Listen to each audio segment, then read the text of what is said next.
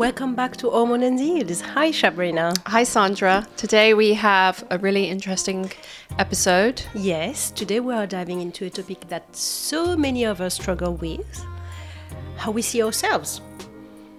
Why is it so hard to appreciate our bodies for what they do instead of how they look? Yeah. Right? It's a big, big question. And I think what's the most important thing is how do we shift our mindset? In a positive way. Of course. To actually make ourselves feel better. Because, the reality is, Sandra, that we are aging, we are getting older. We will look in the mirror and we will see those lines. We will see our stomachs getting bigger, or, maybe our bum isn't so perky anymore. Yeah, exactly. That's why today we are talking about practical ways to change the way we see ourselves. Yeah. Right? It's starting, I think you're going to talk to us about something very interesting around the mirror challenge. Yeah. And how to dress for the future you love about yourself. Yes. And what the science says about I think it's so important to reframe it.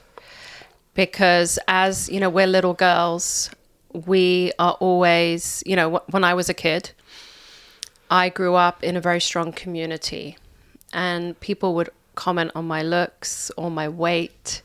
I was a little chubby when I was a kid, and my brother and I were Irish twins. We were 11 and a half months apart, and I was always bigger than him. And, my distant relatives and, other people would say, oh, Shabrina's just got a little puppy fat, soon it will change, and, whatever. But I think starting from the very beginning, we were commenting on our bodies and the way we look. Mm-hmm.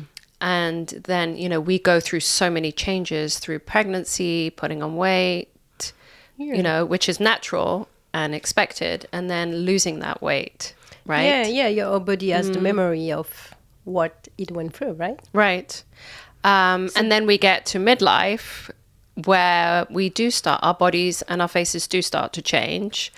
And it's like, how do we stop hiding and really step into the next version of ourselves, which can be so positive and so empowering? Yeah, this is, I think, the mission of our podcast. We want to empower women during that period of life. So let's start, right, Shabrina. Yeah.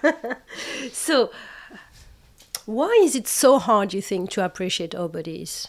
Well, I think it comes back to what I said. We, in the media, women are always judged for how they look. Men aren't. So we're constantly seeing those messages. We're also seeing unnatural body Beauty. shapes and bodies. Like, we don't know, for example, with the movie stars, we don't know what diet they're on. We don't know their rigorous workout schedules. So we're seeing an unrealistic model of what a 40-year-old or 50-year-old woman looks like. You know what? Can I share something with you? The other day, I think it was on my feed, I don't know which social media, like a French humorist. She's our age, and she was talking with a team, retouching a picture for an event, and then she was adamant, I don't want to change anything. I want you to show how I look like in real life. Right. And then suddenly I say, oh, why don't you retouch this? And why don't we retouch that? But it was because she's an humorist, so she wanted to bring that message, what we see, exactly as you said, what we see around us, it's not the truth. No. Right? And we all have all those images, and we think we want to look the same. Right.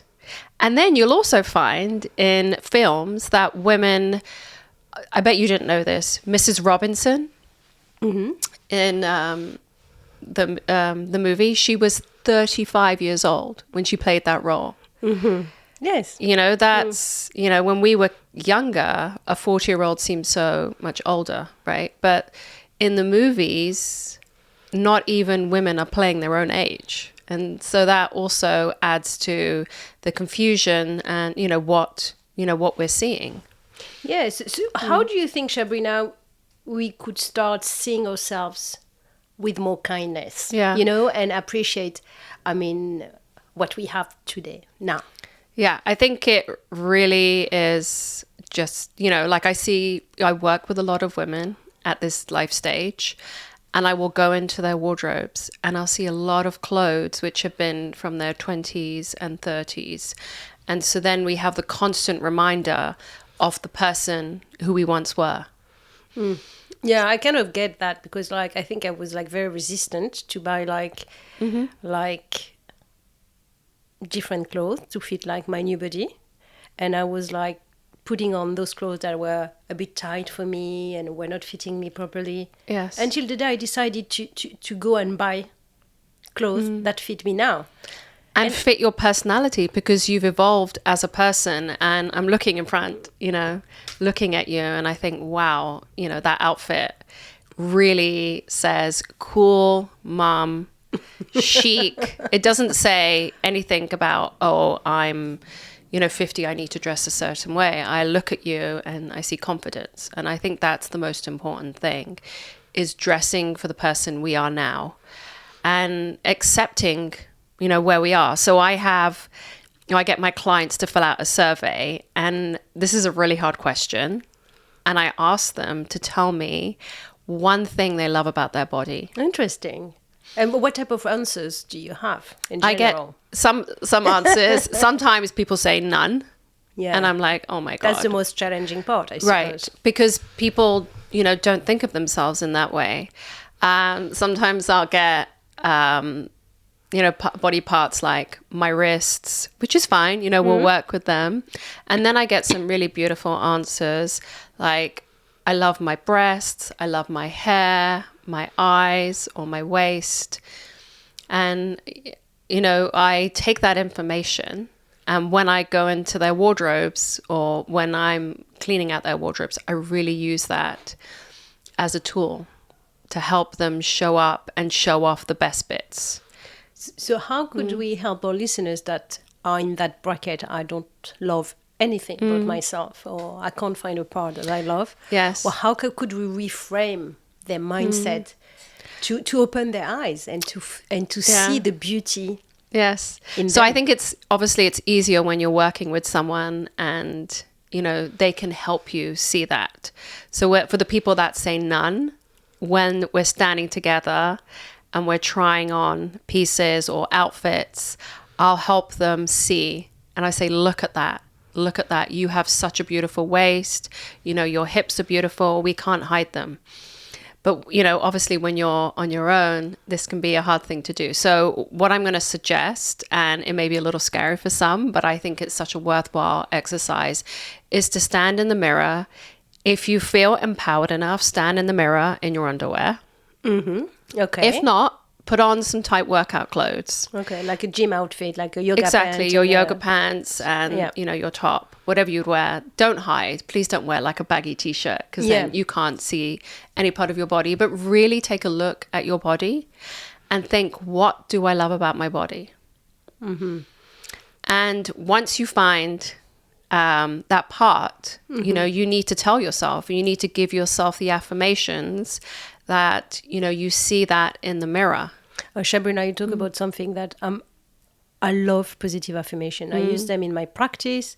I think scientifically you rewire your brain with positive pathways instead of using negative pathways like I don't love my body, I don't look great, or etc. I need to lose weight, which is what I hear so many times. Exactly. Instead of saying, I need to lose weight, it's better to say I want to be healthy. Is the first stage. Right. Because I want to lose weight will be the consequence of being healthy. But if you focus on the scale, or you focus on that part of the body that you don't like, I don't think it will bring positivity to reach your goal. I agree.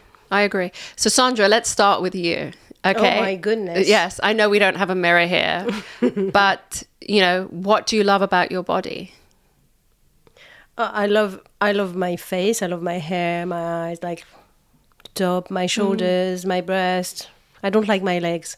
I can say it's a negative thing, but that's okay, because they're parts of our body which we don't love so much. But what you've spoken about, at least 5 areas of your body that you love. So that's really the next step. So once you figure out what you do love about your body, it's then about highlighting those areas and how you dress. Exactly. Yeah, I never And highlighted de-emphasizing.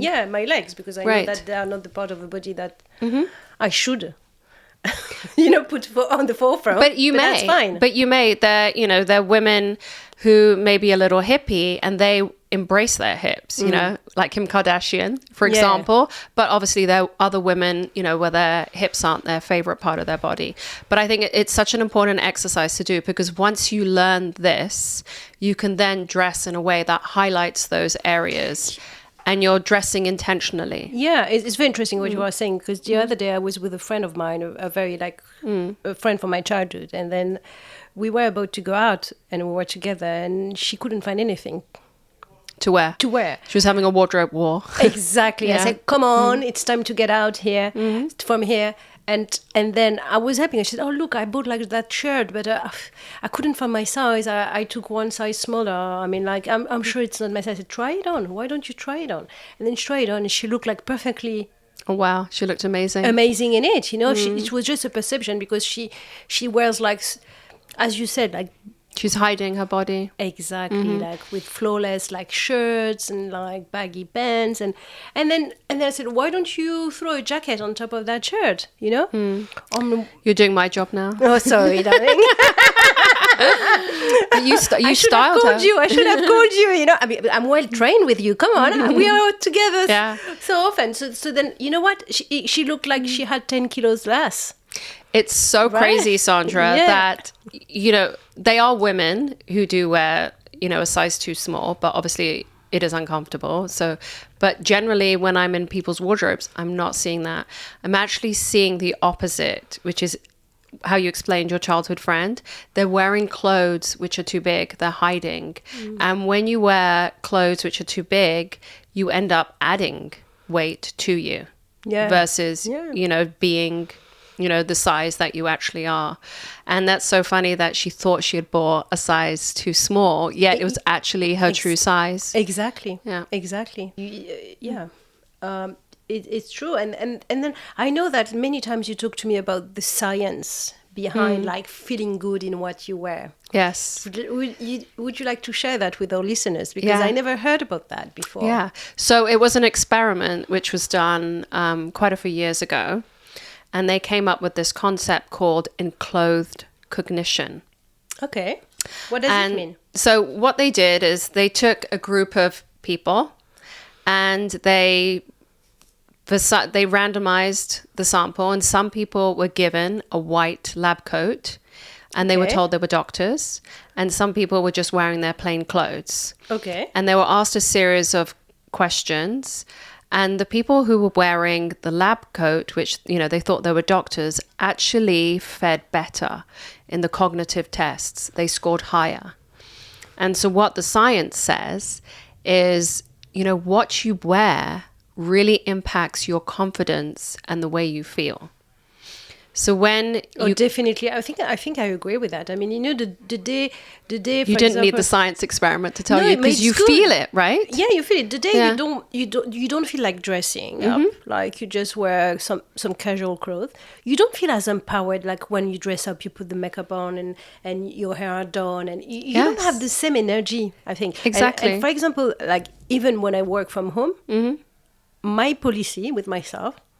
I take my shower, I dress up, I put my makeup on, and I go to work. Otherwise, I can't function. My brain doesn't function. But everyone is different. But this is what I experience. Yes. Because it's so, I'm a big believer. And I feel like everyone has their own superhero outfits. And this is why, these capsule guides or copying what influencers are wearing really can, cut yourself short, because you're not then able to step into your own power. So for me, I love, the structured pieces. I love wearing blazers, dresses. And when I'm wearing those pieces, it gives me that confidence. It gives me that power. And I feel, more attuned into my authentic self. And for example, going back to your friend, when she was wearing that outfit, you said to me something. What did you say to me? She said she felt when she was dressed up, wearing her blouse. Yeah, I think she felt good. Yeah. She felt she was transformed. There was a feeling of transformation. She said she didn't imagine that like she could felt so good dressing up that way, a different way. So that was quite interesting. Like as we reflect on like the power of how the we power dress, of getting right? dressed up. And so I think it's important. Like we're not always, going to wear our power. However, when we're in situations, for example, you're going to work, you have a meeting, or you're, going on a date or going out with your husband, you want to feel, empowered. You want to feel confident. And those are the times you need to reach for your best pieces. Yeah. So how do you think, like Shabrina, we keep showing up for ourselves with that self-compassion and that confidence? What do you think we need to be able to reframe constantly if we want to I mean, if we are not on that frame of mind all the time?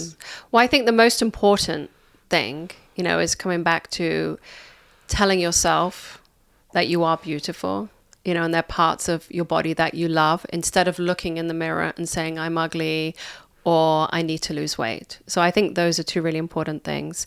And I'm going to give lots of tips on, like how to show off your best bits. Yeah, it's not about perfection, No, right? no. It's like it's about being ourselves, like showing up authentically. Right. What do you think I agree, of that? and I agree, but just putting more intention into it. So if they are pieces in your wardrobe that don't fit you, which are 10 years old, you're no longer wearing them, just take them out. Because when you're seeing an old version of yourself in your wardrobe, you have guilty feelings and you think to yourself, okay, I've got to get back into those jeans. Listen, when wide leg jeans were finally in the shops, I got rid of all my, skinny jeans.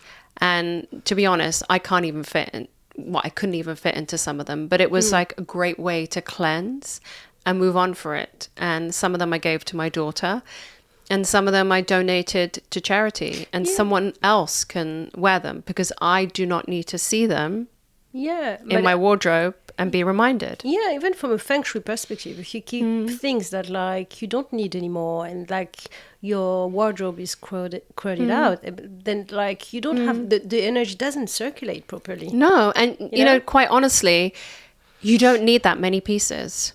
Even with what you're wearing right now, I could style into, I know some of your wardrobe, so I could style it into lots of outfits. And it's about using dressing strategies, which I wanted to talk about today too, to enhance those best bits. So, for example, if you want to show off your legs, it doesn't mean, okay, you have to wear mini skirts, but it could mean, wearing a straight leg jean, wearing a straight leg jean which crops at the ankle, that's going to highlight your legs.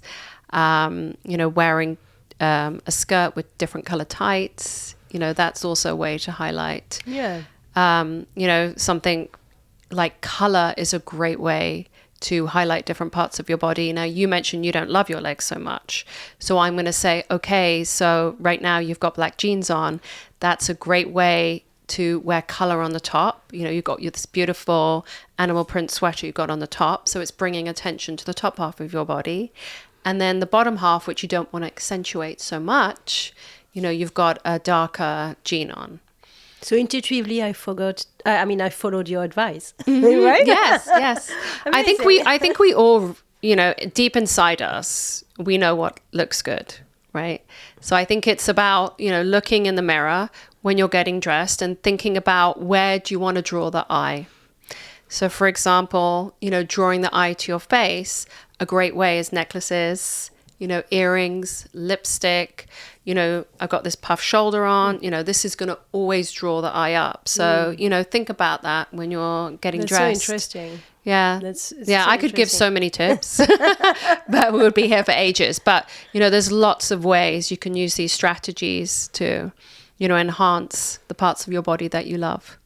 So if we were to wrap up and to give a piece of advice to our listeners, one thing to do to be in touch with themselves and with their authentic self. Yes.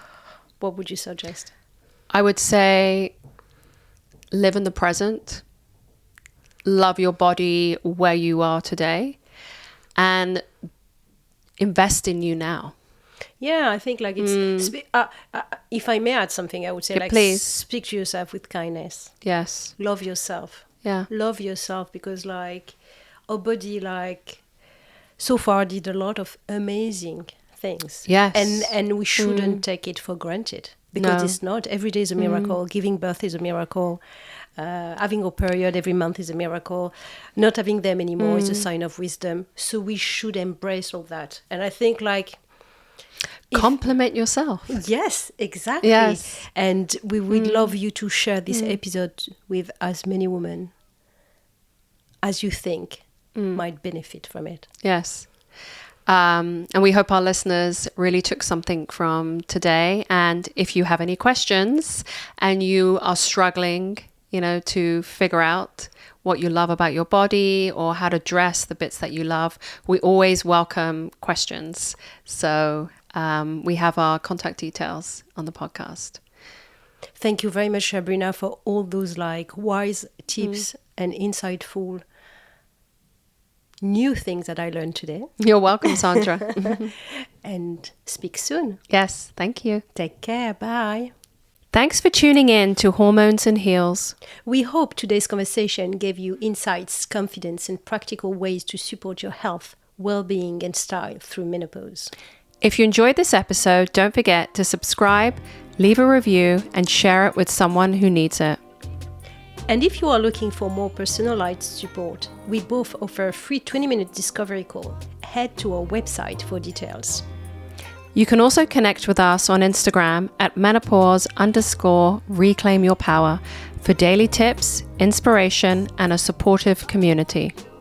Until next time, embrace the change, hone your confidence, and express your style in a way that feels empowering.